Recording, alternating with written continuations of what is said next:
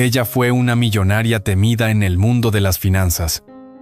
Pero tras un accidente, no solo perdió sus piernas, también encerró su corazón en una silla de ruedas tan fría como su mirada. Durante 2 años, nadie pudo tocarla ni física ni emocionalmente, hasta que una noche, una niña se acercó, extendió la mano y lo cambió todo. No fue con medicina, no fue con magia, fue con la fe inocente de una niña. Y desde ese instante, la vida de una mujer que creía estar acabada volvió a comenzar. La noche caía con un silencio espeso sobre Villa Montemayor, una mansión que se alzaba en las afueras de Madrid como un castillo solitario entre las colinas. Era diciembre, y aunque en el interior ardía una chimenea ornamental, el frío no venía del clima, venía de ella.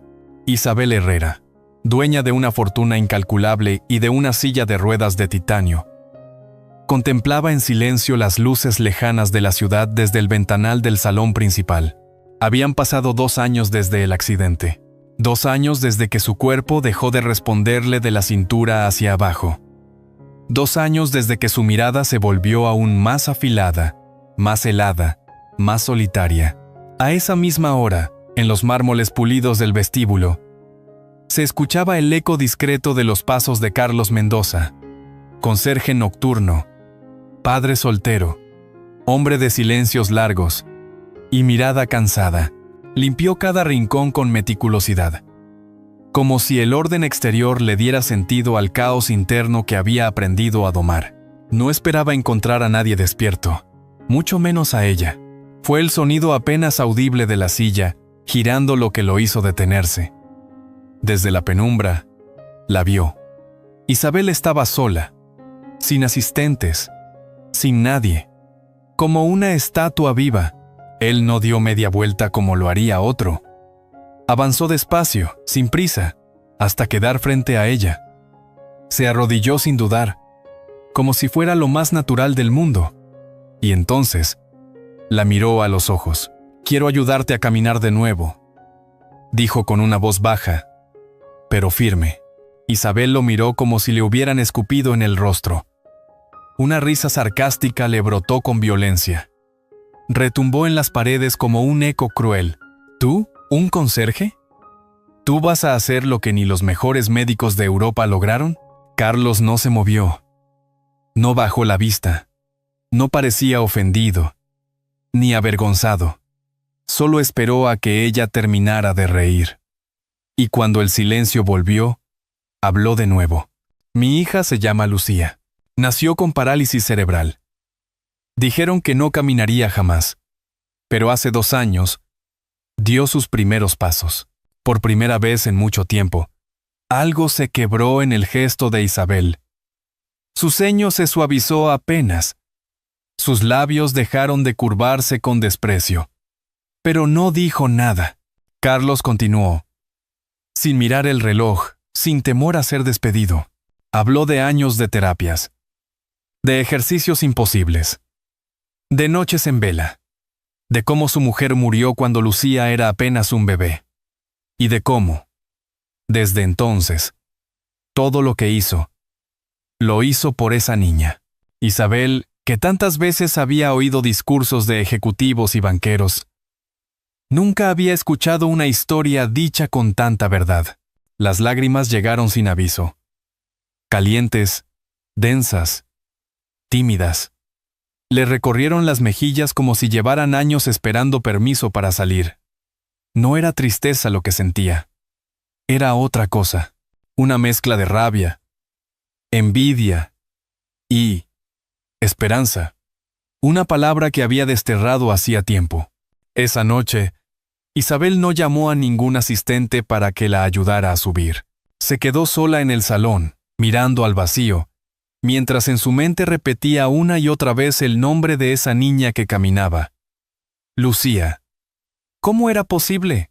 Carlos se alejó sin pedir nada. No dejó tarjetas, ni consejos. Solo una promesa absurda, casi insolente, pero verdadera. En el pasillo, mientras apagaba las luces, Pensó en la mirada de Isabel. No era solo desprecio lo que había allí. Había miedo. Miedo a volver a creer. Esa noche, por primera vez, Isabel no durmió pensando en informes, sino en una niña desconocida que caminaba. Isabel no podía sacarse de la cabeza aquella historia de amor paterno que desafiaba la medicina. La imagen de aquel hombre arrodillado, hablando con ternura sobre su hija, se colaba en su mente como una melodía que no sabía si odiaba o necesitaba volver a oír. A la mañana siguiente, pidió café sin azúcar y, para sorpresa de su asistente, encendió su tablet, no para revisar las cifras del mercado, ni para leer informes financieros. Quería saber más sobre aquel conserje nocturno que había osado prometerle un milagro. No sabía su apellido, pero lo había visto tantas veces al pasar, siempre en silencio, siempre invisible. Carlos, lo había dicho la primera noche. Eso bastaba. En menos de una hora, sus asistentes personales, los mismos que solían rastrear movimientos de la competencia en tiempo real, le presentaron un informe que no esperaba. Carlos Mendoza, 38 años, viudo desde hacía una década. Padre de Lucía Mendoza, actualmente estudiante de una escuela pública en Getafe. Isabel deslizaba el dedo por la pantalla, leyendo detalles que no entraban en ningún currículum. Había estudiado por las noches, hecho cursos en línea de neurorehabilitación, asistido a seminarios gratuitos, leído todo lo disponible sobre terapias físicas y cognitivas. No por trabajo, por amor.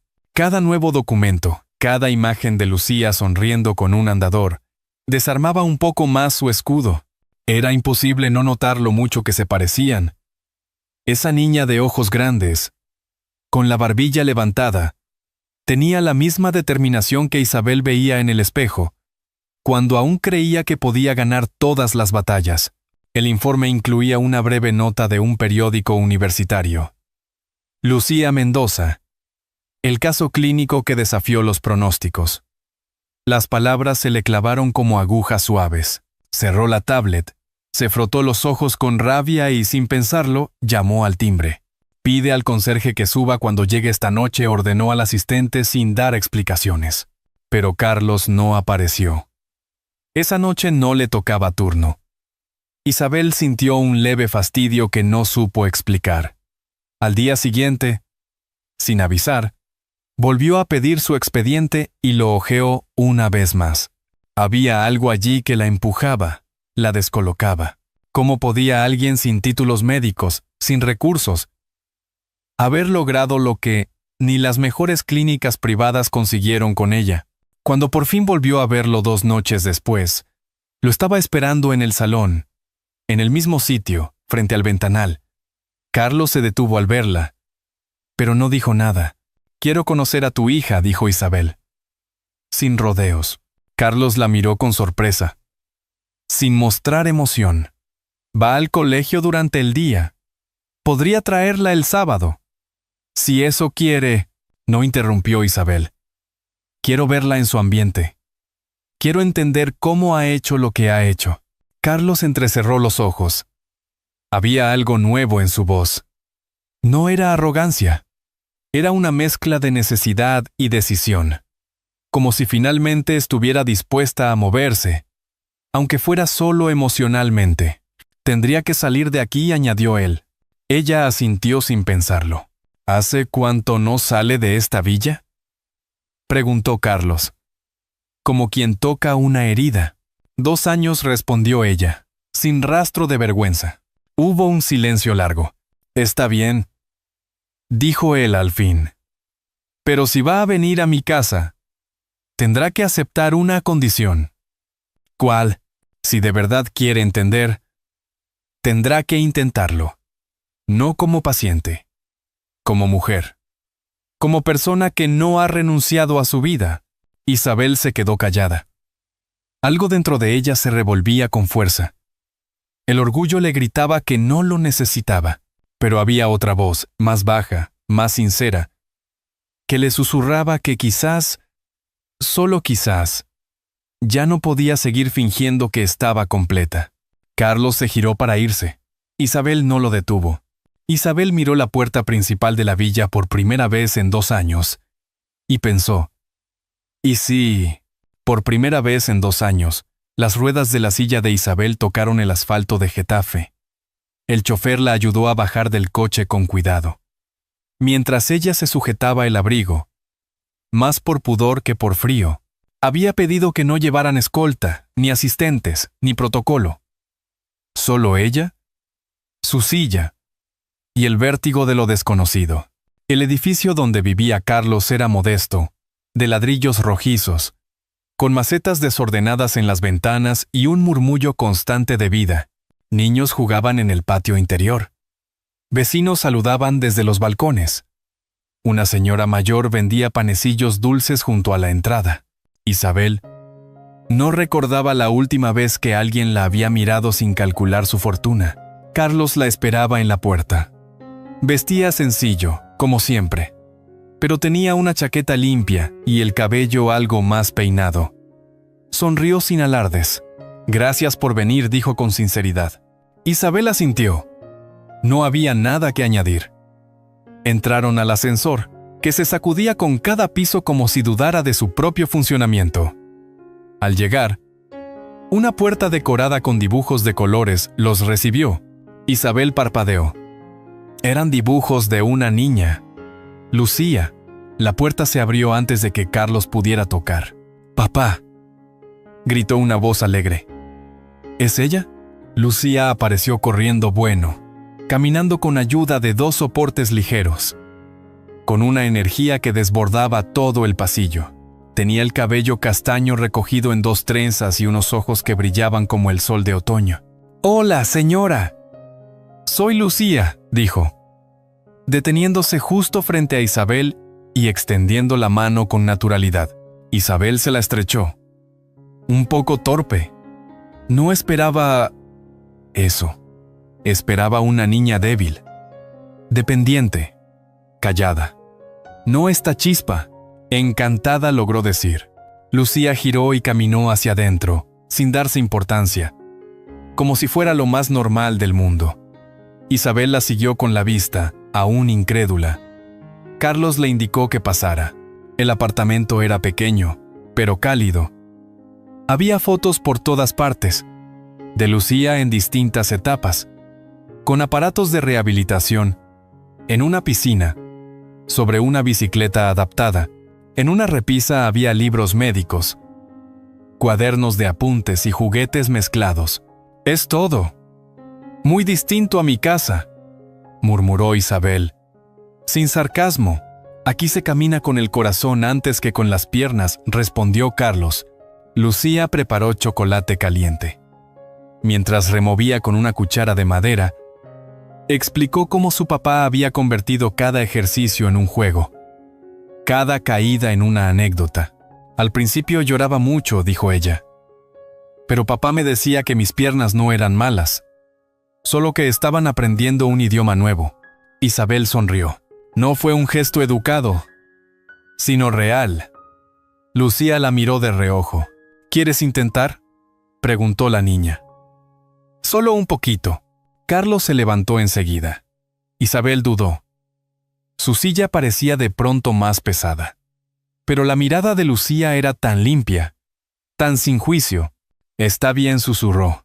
Carlos la ayudó a colocarse frente a un pasamanos portátil que había en la sala. Lucía se puso a un lado, marcando el ritmo. Isabel intentó mover un pie. Nada. Se concentró. Otra vez. Nada. Una tercera vez.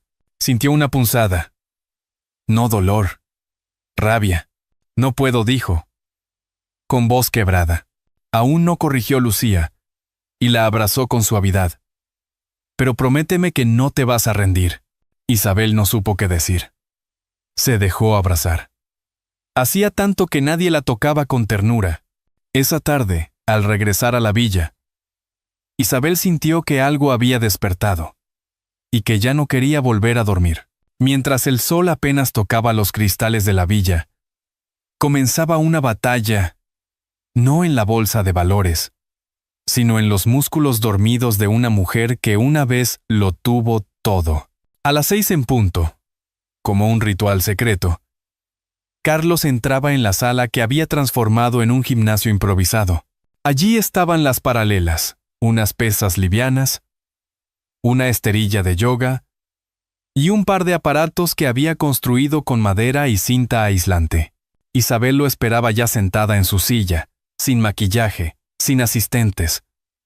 Llevaba ropa cómoda y una expresión entre escepticismo y determinación. Lucía la llamaba modo guerrera, aunque solo aparecía en las mañanas, antes de que las dudas la alcanzaran. Los primeros días fueron brutales. Carlos empezaba con movimientos simples. Levantar los brazos, girar el cuello, intentar tensar los abdominales.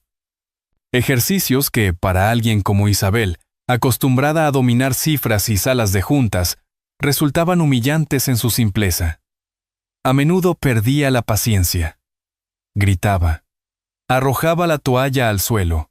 En una ocasión incluso golpeó con rabia el respaldo de la silla. «Es inútil», exclamó un día jadeando. «No siento nada. No soy como tu hija. Ya estoy rota». Carlos no se alteraba. Se agachaba, recogía la toalla y decía con calma. Lucía tardó 6 meses en mover un dedo del pie. «¿Cuánto llevas tú?» «1 semana». Isabel cerraba los ojos con fuerza, conteniendo lágrimas de frustración. Pero al día siguiente, volvía. Pasaron los días. Luego semanas. Lucía venía los fines de semana y convertía los ejercicios en pequeñas aventuras. Dibujaba caritas sonrientes en las pesas. Pegaba frases de ánimo en las paredes. Isabel, a pesar de sí misma, se reía. «Hoy es el día en que tu pierna izquierda recuerda cómo hacer su trabajo», le decía la niña, mientras le colocaba una cinta de color rosa, un lunes cualquiera. Mientras Carlos le masajeaba suavemente los muslos, Isabel sintió algo. Una presión leve. Un cosquilleo. Apenas un susurro corporal. Pero estaba allí. Carlos susurró. «Pálida. Espera». Y, pálida. Él la miró, atento. Isabel cerró los ojos. Se concentró. Y entonces, por una fracción de segundo, el músculo anterior del muslo se contrajo. ¡Se movió! «¡Carlos! ¡Lo sentí!», gritó, con los ojos abiertos como una niña en Navidad.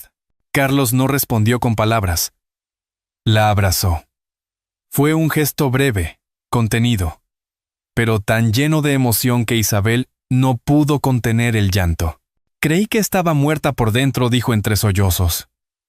«Pero tú has encendido algo». «No fui yo», respondió él. «Fuiste tú. Solo necesitabas recordar que aún puedes». Esa noche, Isabel no encendió su ordenador. No revisó correos. Se quedó en el salón, en silencio, con una manta sobre las piernas. Observó las paredes, que ahora estaban llenas de notas adhesivas de colores, dibujos de Lucía y fotografías de sus primeros logros. Subió a su habitación sin pedir ayuda. Al llegar, escribió en su diario un cuaderno que había estado guardado desde el accidente. «Hoy comencé a volver. A veces el milagro no es volver a caminar, sino encontrar un lugar donde querer quedarse». Isabel lo comprendió sin palabras, sin un momento exacto. Fue un proceso lento, como si la luz volviera a colarse por rendijas olvidadas. Desde hacía semanas, la villa había empezado a transformarse. La antigua sala de juntas se convirtió en sala de juegos. La biblioteca tenía cojines nuevos.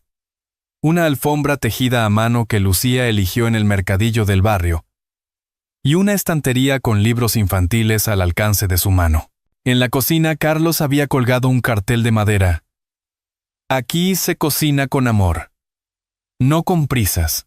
Isabel nunca se lo mencionó, pero lo leía cada mañana mientras oía el ruido de la tostadora y el aroma del café recién hecho. Lo más sorprendente no eran los cambios físicos, sino los gestos. Isabel ya no se escondía en su ala privada. Se quedaba en la mesa después de cenar. Escuchaba música con Lucía. A veces, incluso discutía suavemente con Carlos sobre la mejor manera de preparar tortilla de patatas. Nunca ganaba. Y eso, en otro tiempo, la habría irritado. Ahora, solo la hacía sonreír. Un sábado por la mañana, mientras desayunaban juntos, Lucía apareció con una hoja impresa entre manos. Hoy hay festival de otoño en la plaza del pueblo. ¿Vamos? ¿Festival? Isabel alzó una ceja. ¿Con multitudes, ruido y niños pegajosos? Lucía se encogió de hombros. Hay churros, pintacaritas y un concurso de mascotas disfrazadas. Puede que te diviertas. Carlos rió bajo su taza. Yo iré si tú vas, dijo Isabel con un gesto teatral. Trato hecho, respondió Lucía. Y corrió a vestirse como si fueran a una gala. La plaza estaba llena. El aire olía a canela, hojas secas y castañas asadas. Isabel, en su silla, avanzaba lentamente entre los puestos. No era fácil para ella, pero tampoco insoportable. Lo más difícil no eran los baches del suelo, sino las miradas. Solo que esta vez, las miradas eran distintas. La gente saludaba a Carlos y Lucía con afecto. Un niño pequeño se acercó y le ofreció una pegatina de estrella. Ella la aceptó, aún sin saber por qué, y se la pegó en la manga. «¡Carlos!», gritó una señora desde un puesto de artesanía. «¡Qué gusto verte! ¿Y esta preciosa dama?», nuestra invitada especial, dijo él con un guiño. Isabel no recordaba la última vez que alguien la había presentado sin mencionarle su apellido o su cargo. Aquella tarde, comió churros con azúcar. Se dejó pintar una hoja dorada en la mejilla y compró una bufanda de lana color mostaza que Lucía eligió sin pedir permiso. «Te queda precioso», mamá nueva, le dijo la niña sin pensar, mientras se la ajustaba al cuello. Isabel no respondió. Se quedó en silencio. Carlos la miró, pero tampoco dijo nada. Era como si una palabra lanzada sin intención hubiese abierto una puerta que nadie se atrevía a tocar. Esa noche, en la cocina de la villa, cenaron los tres juntos. Había sopa de calabaza, pan recién horneado y una vela encendida en el centro de la mesa. No por lujo, sino por costumbre. Lucía hablaba sin parar del concurso de mascotas, de un perrito disfrazado de dragón y de un abuelo que bailaba flamenco con una gallina. «¿Sabes?», dijo de pronto, mirando a Isabel. «Cuando estoy contigo, no extraño tanto a mamá». El silencio que siguió fue denso y tierno a la vez. Carlos dejó la cuchara. Isabel no supo qué decir. Lucía, sin perder la sonrisa, añadió: «Me gustaría que fueras mi mamá, o algo parecido. Ya sé que no soy tu hija, pero me hace sentir cuidada, y me gusta eso». Isabel cerró los ojos por un momento. Apretó la bufanda mostaza entre los dedos. No era un acto simbólico. Era real. Era suave. Era un abrazo invisible. «Gracias», Lucía dijo finalmente. «Eso significa mucho para mí». La niña se levantó, fue hasta ella y la abrazó. Isabel, sin pensarlo, le acarició el cabello. Cuando Lucía se fue a dormir, Carlos preparó una infusión de tila. Se sentaron frente al ventanal, el mismo donde se conocieron. El jardín estaba tranquilo, apenas iluminado por una farola lejana. «No sé cuándo pasó», dijo él. «Pero ya eres parte de nosotras». Isabel no respondió. Solo bajó la mirada, con lágrimas cayendo silenciosamente sobre su sopa caliente. No volvió a caminar como antes, pero dio el paso más importante de su vida, hacia el amor. Había pasado casi un año desde aquella noche de diciembre en que Carlos se arrodilló frente a ella. Y ahora, frente al mismo ventanal donde todo comenzó, Isabel se observaba en el reflejo, no como la CEO invencible de antaño, ni como la mujer rota de después, sino como alguien nueva, completa, aún en su silla, pero viva. La villa estaba irreconocible. Las paredes lucían cálidas, adornadas con fotos de momentos compartidos. Lucía pintando huevos de Pascua, Carlos cocinando paella, Isabel riendo con una taza de chocolate caliente. Donde antes había mármol frío y silencio, ahora había alfombras tejidas, plantas en las esquinas, olor a pan casero. Ese día se celebraba algo especial. No una boda de gala, ni un evento de etiqueta. Solo una ceremonia pequeña, íntima, en la capilla del pueblo. Lucía había insistido en que llevaran flores silvestres y Carlos en que el menú incluyera churros. Isabel, por su parte, eligió un vestido blanco sencillo, de lino, con mangas largas. Se recogió el cabello con una peineta antigua que había pertenecido a su madre. El párroco, el mismo que bautizó a Lucía años atrás, los esperaba en el altar. Había pocos invitados. Algunos trabajadores de la villa, 2 vecinas de Getafe, una fisioterapeuta que se había convertido en amiga, y varios pacientes del nuevo programa de rehabilitación que Isabel había fundado.